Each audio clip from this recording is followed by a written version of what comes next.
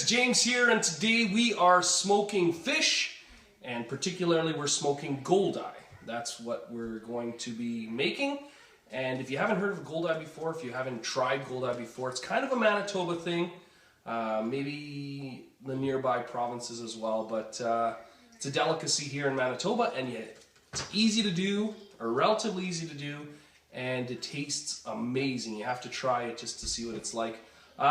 If you've never caught a Goldeye before, if you come up to Manitoba or nearby and you want to catch one, relatively easy. They bite worms, and they can be caught in the rivers and in the lakes, and they're pretty active. Once you find a school of them, it's not hard to catch, 40, 50 in a matter of an hour or more once you get on a school. So I'm going to show you how we do it. A couple tips and tricks, and you can use this for your other smoked fish as well. Try it out and see if it works for the fish that you smoke as well. I haven't found a really good video on YouTube for smoking Goldeye, and that's why I'm doing this, so that you can see how it's done and hopefully do your own just as well. Okay, so first things first, we're going to talk about the brine that the Goldeye is in. Let's open this up. Here are the Goldeye. This is what they look like. Alright, that's what Goldeye right there, or Mooneye. They come from the same family. Alright, they got a small teeth. Don't eat me!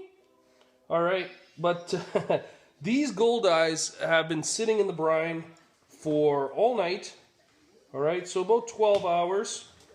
And you really don't have to go much longer than that. I've tried putting them in the brine for, 24 or whatever. It seems they get to a point where they saturate enough of the brine, and that's good enough. The brine itself, if you want to know how this is made up, a couple tips and tricks that I've been taught and learned throughout the years. First thing, what you want to do is you want to fill a basin with water. Here I've got a dozen Goldeye in here, so I need to make sure I had a basin big enough for that. And what you want to do is you want to get pickling salt or kosher salt, something that doesn't contain iodine, because iodine will wreck the fish, and the flavor as well. And you want to get the salt in here, start adding it to the brine, and your indicator for when you have enough salt is when you can put an egg into it and it floats. All right, so that's something I was taught. When the egg goes in and it floats, you know you've got enough salt in there. Next, what I like to do is I like to add soy sauce, and again with that, I kind of go by the color of the water. I sort of know by now what it should be. Something like a tea color, all right? Depending if you like your tea strong or weak. A tea-colored water, so I add it until it's about that darkness right there. All right? Couple cups of brown sugar is going to give it a nice flavor. And then what I do is I blend up, or I grind up some garlic cloves. In this I used about 5 or 6 cloves. I like it garlicky. And I chopped up some onion as well. All right? When you've got that, you're going to put your fish into the brine. And one really important thing, I think anyways, for Goldeye is you put them in frozen and you let them freeze for about a week. At least a week before you do them. For whatever reason, it seems to really make the flavor better if they've been frozen for a while. All right, so that's another little tip there, that you freeze them and put them in frozen. Let them defrost in the water. I put this in the fridge actually and let them soak it up really good, like I said, for about a day, for half a day, 12 hours. So I usually do it overnight. And, you can't really see anything from the outside. It did soak up all the brine. One thing about Goldeye that I should mention is that when you catch these fish, they're covered in scales. All right, so the whole side of the fish would be covered in silver scales. You need to take those off. Obviously, they're not edible. And what I'll usually do is just bang out the guts, and that's good to go. Some people cut the heads off. I prefer to keep the heads on. I think it adds a little more flavor, and I don't know, it's just the way we've always done it, so I keep the heads on. If space is an issue in your smoker or whatever, then cut them off or cut the tails off, whatever, and do it that way. All right, so that's the brine. Like I said, you don't need to go overboard. You don't need to let it sit in there longer than it has to be. It should be good to go. Okay, now the next step in this process is drying the fish. Now a lot of people skip this step or miss this step. I think it's really important. So you can see I got the fish on a rack. Got these guys just lying down, but I'm going to arrange them more like this. And you can see that I've got them standing up with their guts kind of exposed on the bottom, like you can see there. And that's just so that I can get as much airflow around them as possible so that they'll dry out and that brine will kind of crystallize or harden on the body of the fish. That's really important because if you don't do that, the fish tends to be too mushy.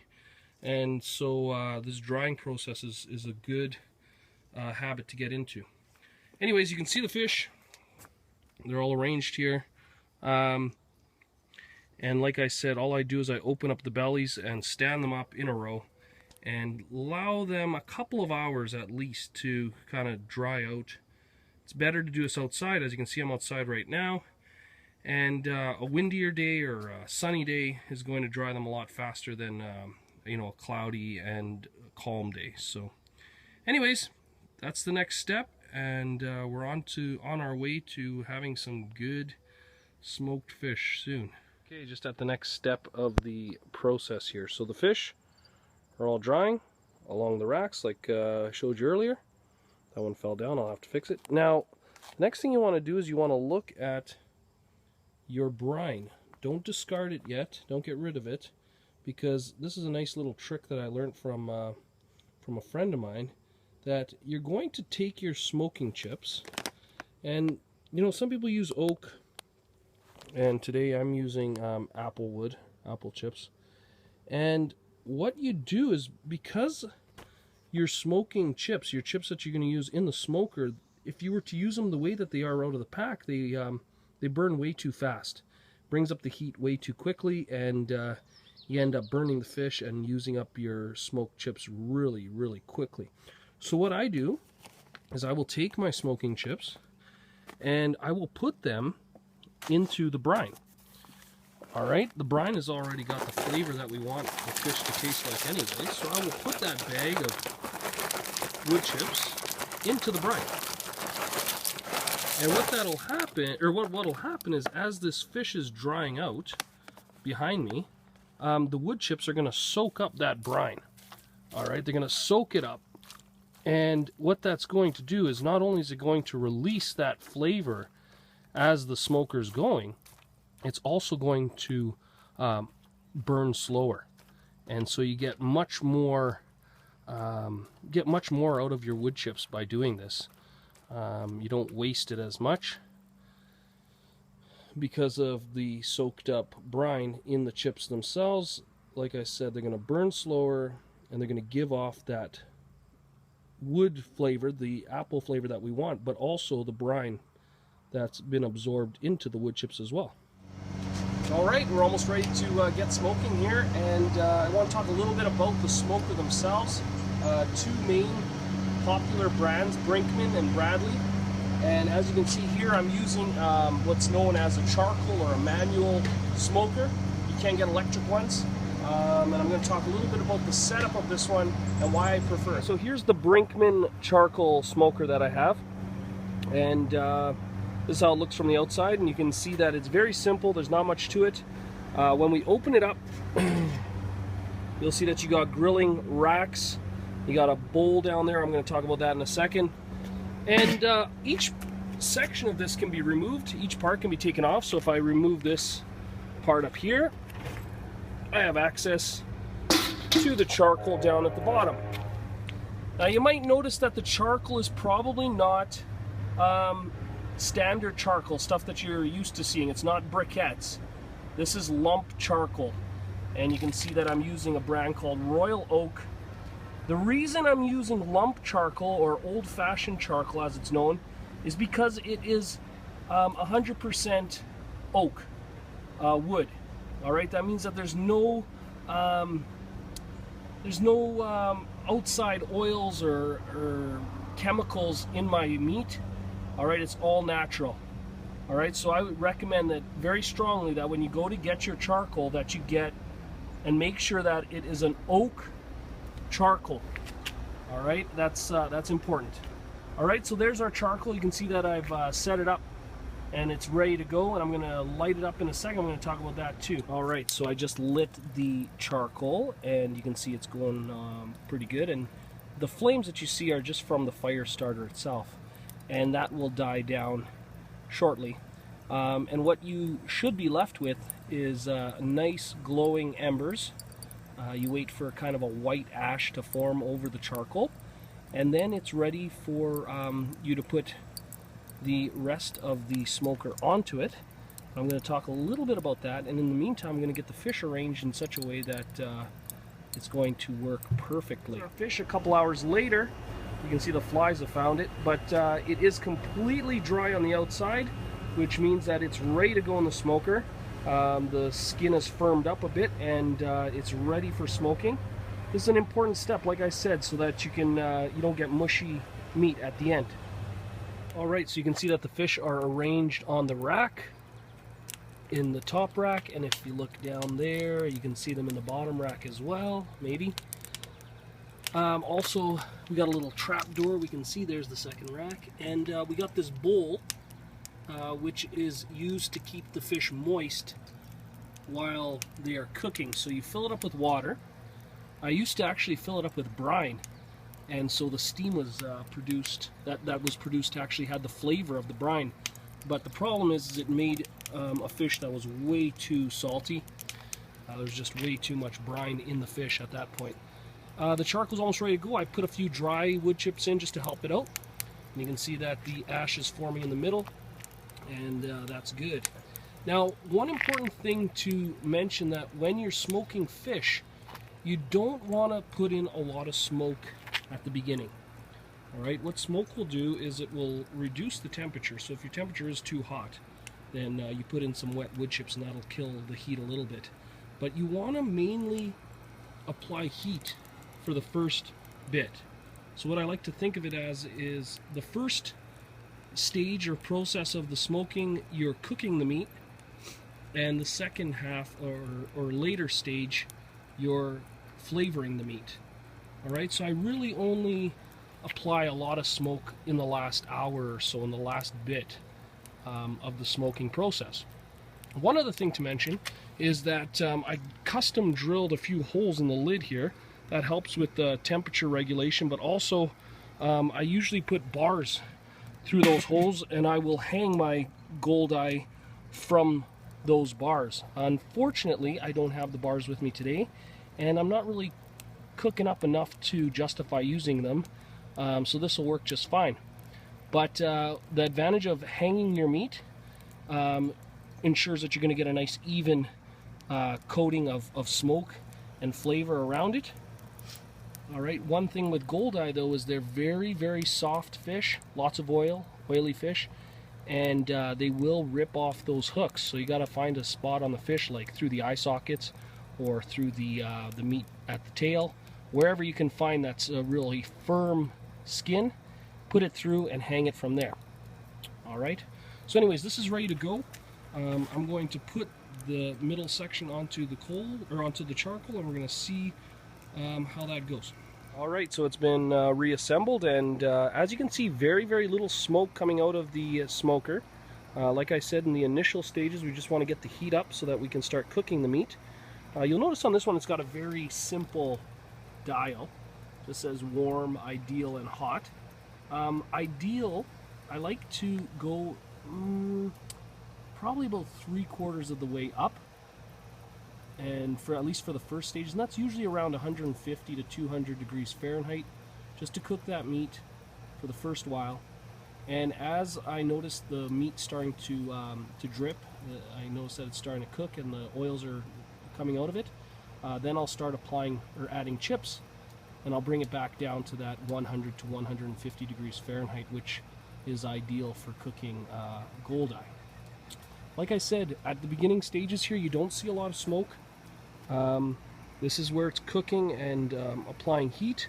And don't forget that water bowl, the steam that's being added to the fish as well is helping to keep it cool. so that it doesn't completely burn or dry out altogether. Alright, so that's very important.